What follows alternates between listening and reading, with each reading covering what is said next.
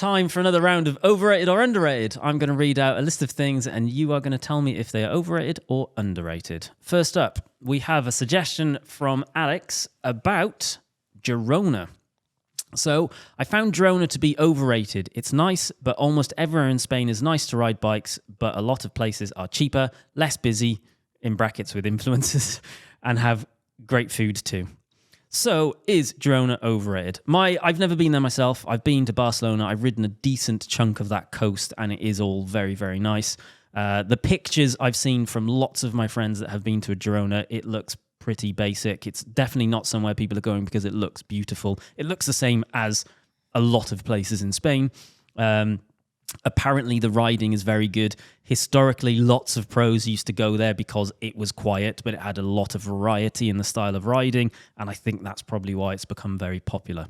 I've never been, so I'm not qualified to comment, but this has come up in the bike shop quite a few times. James Jobber, that works for me, races for Conti team. Usually one's based in Asia, so he's really lucky in terms of that kid just rides in the nicest places around the world, like Guadeloupe, in the South Pacific. He rides in the Caribbean every year. He's done, last year it was Poland, France, Bulgaria. He races in Taiwan. He raced in China. He did the tour of Saudi Arabia. So he rides everywhere, and loads of people always ask him in the shop, because he's always where's the nicest place you've ever ridden your bike? And his answer 100% is always Girona. He loves them all. He's not an influencer or anything like that. He just really likes the roads and riding over there. And it's specifically the riding rather than the... No, he's not a coffee or any kind of fancy person. Like, that kid lives to ride his bike. Because isn't that the thing about Girona? It's got like little cycling specific cafes and shops and that of thing. Well, there's a couple there. It's not a huge scene. It's obviously grown recently because it's become popular. But did it become a substitute to Mallorca because Mallorca was very busy? It became popular because lots of pro teams used to go there. Right. And I believe the reason, and this is actually one, I've spoken to James about it as well, I believe the reason it's popular is that you can get a lot of variety in riding in a very small space. So you can do flat rides, you can do mountain rides, you can do gravel rides. You can do lots of different types of training from one base. Whereas, for example, if you go to Tenerife, you're going to get a lot of altitude training. You're just riding a blooming mountain but the whole that's about time. it. That's all you're going to get. Whereas you can go to Girona and you can do your easy rides, you can do your hard rides. Yeah. When I was in the infantry, we did for the Army Cycling Champs, the infantry sent us all to the Pyrenees for 2 weeks to train on a training camp. And I must say, some of the nicest places that I rode was near Andorra and closer to Barcelona and Girona. So I just assume if that is what the scenery is like over there, it was just really nice to ride your bike. I've always found, once again, I haven't been, so I'm not but just from looking at the climbs and things in Mallorca, everybody loves to go there. I'd like to go and see what it's like. I just don't think the climbs are big enough. Well, you want to go to Tenerife then? It almost comes down, people like different things on holiday. Some people don't like to be bothered. Some people want to be around hustle and bustle. But it's one of those things as well, and I always think it with films. If you see that a film is really highly rated, you usually watch it and are disappointed. If you just find something and you know nothing about it and you go and you're like, oh, and you watch it and you're like, oh, that was actually really, really good. Sometimes overhyping can make you like stuff less. If you're going there thinking it's the best place on earth, it probably isn't going to be. So I think it probably is overrated. However, I don't exactly know. Oh, what I can definitely say is underrated is cycling in Spain. So I've started in Alicante and I made it as far as, I can't actually remember what it's called, until I got food poisoning. And the whole of that east coast of Spain is just, it isn't amazing to look at, but the roads are good. Cars generally stay away from you. There's climbs, there's not climbs. The coast is beautiful. There's loads of food options. Riding in Spain, I think, is massively underrated. The context of this is we live in the UK and it's really cheap to get, a Ryanair flight over to Spain and go and ride. If you're in the US listening to this, do not think that you need to go to Girona or Spain because it's the greatest place on earth. You know what I mean? So you'd have such an anticlimax going to Girona from America. If you live in the US, you're going to fly somewhere to ride a bike. It's 100% Newcastle to gravel, because this is where everything happens. Next up, we have, and this is one for Nick. I'm pretty sure we've covered this previously, or at the very least, Francis and I have had a conversation about it. But I think with Nick being here, being a bike shop owner and a mechanic for a bazillion years, it's a good point of view or a good angle to come from. Direct to consumer brands. Overrated. And I say this from a bike shop's perspective. They want to have their cake and eat it. And I suppose that is fine. But constantly we have issues. I'm going to use Canyon as an example, Wiggle as an example for the online as well. They sell things to people and they aren't able to offer proper after service. So something's broken and the always answer is take it back to your local bike shop. But these brands are actively trying to kill local bike shops, but they still expect us to help them. They're not actively trying to kill bike shops. Well, they are because they're trying to cut out the bike shops. But what they are doing is likely to kill. I guess they have to have an awareness that what they are doing will have an impact on bike shops. I can guarantee you, if you ask Canyon, can we sell? What's your end goal? Would be to sell everybody their bikes and make sure people only buy from them. Which is, yeah, you're seeing it on the forums more and more. Like bike shops saying they're going to stop selling stuff. They're just going to work as service centers. But then it's The big thing is that you're buying stuff from there. It is better priced most of the time, but at the same time, it's when you need help or advice or somebody, like, it's just, you still have to go to the bike shops. I know I'm biased. I completely understand that. Well, but yeah, I guess I guess the problem with this is from a consumer's point of view, they think, well, I'm getting a better deal if I buy a bike from someone like Canyon, so that's not my problem. Yeah. And if you don't want to service my bike, fine, someone else will. You're not always getting a better deal, though. That's the one thing I keep trying to tell to people, because in some instances, people go off. Back in the day, everybody went off pricing of group sets. It's still a massive thing where somebody says, oh, it's got an Ultegra group set, and you just assume whatever bike's got an Ultegra group set should cost this much. And then that would be a cheaper bike, and it's, yes, but you can't just go off the group set. What are you getting for the rest of the bike? We've seen with custom builds as well. If you're buying a very expensive bike, you could buy something for cheaper on there, but then you instantly have to change what wheels you want, what tires you want, what handlebar, length, stem. I think Canyon's getting better with that, but it's just more of a, yeah, I'm biased. It's killing bike shops, and it's overrated. I do agree it will be having an impact on some regions, because there's going to be certain shops which are impacted more than others, just because that's how things work. Like Canyon selling however many bikes doesn't have an impact on you. Not as much. Or it might have an impact, but it'll be an insignificant impact. Whereas a bike shop which predominantly sells £1,000 to £3,000 bikes will definitely feel more of an impact than someone like yourself, which sells a lot of high-end custom builds. We're not the norm. Like, as a bike shop, we've been very fortunate, and we do only custom. We deal in niche. We only do drop bar road and gravel bikes. We don't deal with anything else. We don't stock bikes in either. By not stocking bikes in, we're not pressured to sell a customer something because we're overstocked and stuff. So you don't get the case of, I've got 40 bikes in the shop. You come in to buy a bike, and technically the right bike we don't have, but then as a bike shop you think, oh, I have to sell one of these bikes because if I don't sell it, I'm going to be stuck with it. Which is a lot of people's pet peeve, which is with a problem. bike shops. Yeah. So then all of a sudden the bike's selling in the wrong bike. So we don't have that. We've got a stock in group sets now because it's easy and I need stock of them, but I'm not pressured to sell you any of that. And then the frame sets we just order in. At the moment I think we've got 3 frame sets in that's not sold, but they're all ordered in my size. But it's just to show people some stuff. But I'm not pressured to sell them. They're not year-specific models either. But yeah, the online bike shops direct consumer is killing the traditional bike shop. Yeah, by trying to undercut them for all these things and then expecting. We get phone calls of people saying, "Oh, I've bought these wheels of Wiggle." They're not true straight away.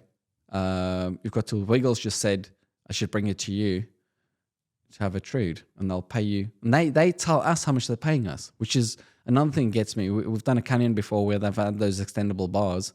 It's come in, the bar was cracked day one. So then Canyon sent the guy to us and then said, we will pay you this much. I'm like, well, you can't dictate how much you're paying the shop because it was less than what we would have charged to have it fixed. And then that came, fitted, and that one cracked straight away again. So the guy got to say it. And the second time we just said, no, I'm sorry, just send it back to Canyon. Then the customer says to you that, well, it's not convenient, send it back to Canyon. You're like, but you wanted the convenience of buying it from them. You can't have best of both worlds, the convenience of buying it from the online, but then also wanting the convenience of just taking to the local bike shop when you've got a problem. It's a bit of, There needs to be a balance. You surely can, but you can't assume that it's not going to be expensive to fix. But so if you can charge whatever you want, but then the customer can go to any bike shop that they want. So like ultimately, if someone is buying something from a brand like Canyon, they just need to be aware that if stuff goes wrong, they might have to find a solution and pay money to fix it. Exactly.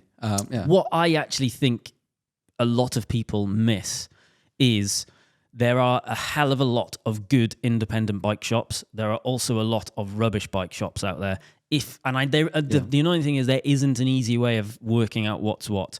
If you do find a good independent bike shop, then you're going to get as much value from buying a bike from them as you are buying a Canyon. Like I know if I'm buying a bike off you, excluding the fact that you're my mate and you'll do me a good deal. Or a better example is I know you've sold bikes to customers that are not your mates that are unbelievably good value because you understand the bigger process. And they would get the same value on the surface if they were buying one from Canyon, but they don't then get all of the additional aftercare. We've started doing a new thing in the shop, which has been quite good. It's just to kind of give us an idea of what's happening, but also the customer, where every day I get one of our customers coming in saying, oh, this is wrong or that, or some small problem they've had. They've bent a metal hanger or they've had a puncture, or Ladine's quite a good example, tubeless top up. And then most of the time I'll just do it for free. But what I've started doing now is I do stick it through the till still against their name with the charge zeroed out, just to kind of track the discounts. And there's somebody like Chris, who, one of the club members, we worked out he's had something like £6,000 worth of discount this year already for free. If you add it all up, it's kind of, well, yes, if your initial bike was £200 or £300 more expensive, over a year or so, with small things you need doing to your bike, you've won again. Massively. I mean, they've massively won on what, so that's... The anomaly is the person that buys a bike and has no issues with it. Yeah. Which does happen as well. Yeah. Which does occasionally happen. So there are people out there that will buy D2C bike brands off the internet. They're going to have zero issues and they're going to go, well, why wouldn't I do this? I'm getting better value. And I understand in some rural areas where you live and there's no bike shop nearby you and you need to get a bike to you. But it's just... in terms of, it's not the end solution. If all the bike shops disappeared, it's going to be a problem for people. Next up, proper coffee. Overrated. So I guess by proper coffee, what we're saying is like a proper coffee machine in a coffee shop with fancy beans, third wave. That's the name for it, isn't it? Third wave coffee. Is that what we're talking about? I think coffee? So, yeah. There is a point where you, Jimmy, he was obsessed. Nearly bought a coffee shop because God. I was so obsessed with coffee. He was obsessed with coffee. I've got a coffee shop and an £11,500 coffee machine with roasters and a £2,000 pour over grinder and all these things. And it's all good. And I'm not going to lie to you. In the morning at home, I have Lidl's coffee, whatever the brand's called. Like, I don't know what they do with their own thing. Instant coffee with a sugar in it, and it tastes beautiful. Yeah. And like even this morning, we had proper coffee from the bike shop and from Tiny downstairs, which makes lovely coffee. It's really good. But I was really sad that I missed on my instant coffee this morning because we ran out. I get it. People love it. Just for me personally, it's nothing like I like an instant coffee. It is without a doubt overrated, but I do enjoy the experience of a good coffee, preferably with a super fancy almond croissant. What I discovered is, so I don't drink coffee because, I don't know, I think I'm very sensitive to caffeine and it makes me feel like I'm having a heart attack. But what I discovered is lots of people really, really rely on coffee. And the point where that became apparent was on day 2 of our extended coast-to-coast route. So me and a couple of lasses did this extended coast to coast, and it was 100k the first day and something like 170k the next day. And day 2, it was also like 30 degrees outside as well. It was boiling. And we started kind of in the centre, which was in the middle of nowhere, and we were riding in the middle of nowhere. I think it was Alston, wasn't it? Yeah, and I hadn't planned any coffee stops along the route because I was like, okay, we know there's nowhere to stop, so just have your food and have your drink on your bike and we'll be fine. And I made enemies that day because I hadn't planned in any caffeine stops, and it just completely didn't pass my mind. But there was some evil looks that I was getting. They were angry. I'm massively addicted to caffeine. Yeah. I mean, I have about 7 coffees a day in the bike shop. I just knock on the window now to Lewis, and he just comes around with it. It's really good. So we used to do quite a lot of bike packing, and I used to buy Pro Plus just to simplify everything. Because I've been bike packing, and I've taken a hand grinder and a brewing kit, an AeroPress, and things like that. So literally, whilst we're bike packing, I could like brew coffees in the morning, but also throughout the day. But then I was just like, Pro Plus makes sense.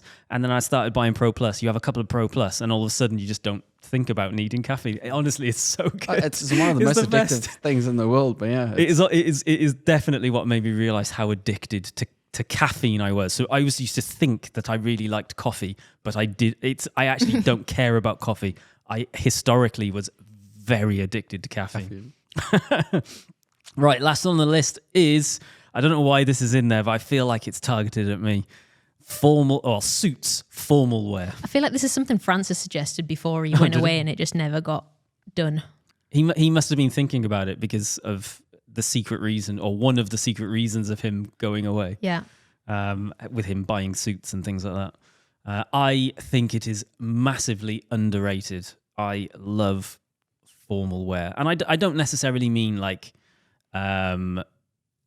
I hate tuxedos and that level of formal wear, but I do like smart wear. You'll have known, I've known you for basically a decade now, and not so much these days, or not so much whilst I used to wear Attacus clothing to be on brand, but I wear a lot of ties, but like casual ties. And so at the christening that we went to on the weekend, we found out it was smart casual. I told you what I was wearing. You were like, that's not smart casual. That's just smart. I'm like, no, but it's a smart casual tie and a smart casual shirt, not a formal one.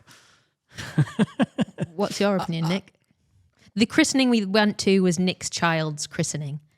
And Yes. the dress code was smart casual, we were told. But I don't own any smart clothes anymore. You were there in a t-shirt and I used jacket. to have a lot of suits and fancy stuff, Hugo Boss and all the different things you could get. And I loved the idea of it. I think I loved the idea of working somewhere where you wear a suit. But then realistically, I work in a bike shop. And I started off with the nice clothes in the bike shop, Levi jeans and things like that. And you just get ruined. So now I own one pair of nice jeans, which I wear for every Nice smart jeans occasion. isn't formal wear, though. No, well, for me, it is the most formal it's going to get. Keep sending your suggestions to wildonespodcast@cademedia.co.uk, and we might read yours out in the next show.